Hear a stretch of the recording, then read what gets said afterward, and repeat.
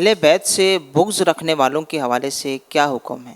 اہل بیت سے جو محبت کرتے ہیں ان کے لیے تو یہ بشارت ہے کہ جو شخص اہل بیت سے، میرے اہل خانہ سے، میرے اہل بیت سے محبت کرے گا، یہ فرمان عالی شان کا خلاصہ ہے سرکار کے صلی اللہ علیہ وسلم، میں اس کی قیامت کے دن شفاعت فرماؤں گا۔ تو ظاہر ہے کہ جو بغض و عداوت رکھے گا تو اس کا تو ٹھکانہ کہیں بھی نہیں ہوگا، مرنے سے پہلے ہی ہو سکتا ہے کہ عذابوں میں، مصیبتوں میں گھر جائے، اور مرنے کے بعد قبر میں تو پھر جو ہو سو ہو، قیامت میں جو ہو سو ہو۔ فرمان نانا حسین صلی اللہ علیہ وسلم رضی اللہ تعالیٰ عنہ، جو شخص اہل بیت سے بغض رکھے وہ منافق ہے۔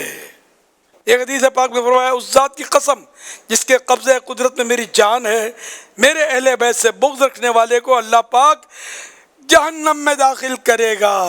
اہل بیت کی محبت یہ ضروری ہے، اور حدیث پاک میں یہ پہلے سے ہی ہمیں کہہ دیا گیا ہے کہ اپنی اولاد کو میری اور میرے اہل بیت کی محبت سکھاؤ۔ تو اس لیے ہمیں بچپن سے ہی اہل بیت کی محبت سکھانی چاہیے۔ ہم لوگ جو ہے نا الحمدللہ جو سنی ہوتے ہیں نا، یہ اہل بیت کی محبت ہمارے ہاں بہت ہوتی ہے۔ میں اپنی بات کرتا ہوں، مجھے امام حسین کا نام لینا نہیں آتا تھا، نہ سمجھتا، مگر میں ان چیزوں کو سمجھتا تھا کہ امام حسین بہت بڑی ہستی ہے۔ میری بڑی بہن کا نام خدیجہ، حضرت خدیجہ یہ ام المومنین تھی، اور بی بی فاطمہ کی امی جان تھی۔ پھر دوسری بہن کا نام فاطمہ، تیسری کا نام زہرا۔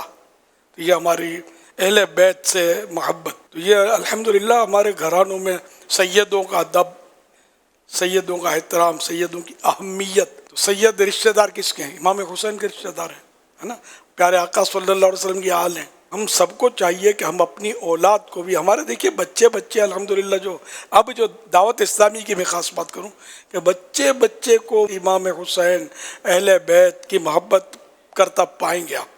سیدوں کا ادب ہمارے یہاں دعوت اسلامی میں الحمدللہ اسلامی بھائیوں میں بہت آپ دیکھیں گے، خود سید صاحبان دیکھ کر حیران ہو جاتے ہیں کہ اتنا ادب یہاں سکھایا جاتا ہے۔ تو یہ کیا ہے؟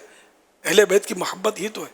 تو اس لیے مطلب اہل بیت کی محبت ہی رکھنی ہے ہمیں، اور نعوذ باللہ ان کا جو بغض رکھے اس کی شکل بھی نہیں دیکھنی، صورت بھی نہیں دیکھنی، نہ اس کا بیان سننا ہے، نہ اس کی بات سننی ہے۔ جو صحابہ اہل بیت کا گستاخ ہو، بے ادب ہو، تنقیدیں کرتا ہو، کان ہمارے اس کو سننے سے بہرے ہیں۔ تو ہم الحمدللہ سننی ہے، اور صرف سننی ہے۔ صحابہ اہل بیت میں ہر فرد کو مانتے ہیں، کسی میں کوئی ہم خامی نکالتے ہی نہیں ہے ہی نہیں، تو نکالیں گے کہاں سے؟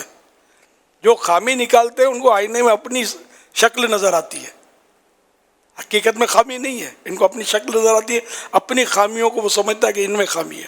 نعوذ باللہ، اللہ اس سوچ سے پہلے مجھے اہل بیت کی محبت میں دنیا سے اٹھا لے۔